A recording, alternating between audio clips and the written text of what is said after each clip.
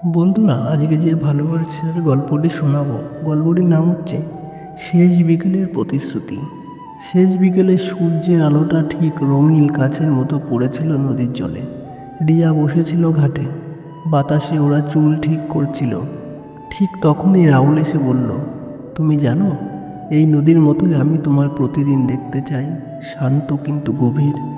রিয়া মৃদু হেসে বলল, তুমি তো শহরে চলে যাচ্ছ, আমায় ভুলে যাবে না তো? রাহুল তার হাত ধরে বলল, ভুলবো না কখনো, আমি ফিরে আসবো ঠিক এই বিকেলের মতোই, আলো নিয়ে। বছর ঘুরে যায়, ঋতু বদলায়। একদিন বিকেলে আবার রিয়া আসে সেই ঘাটে।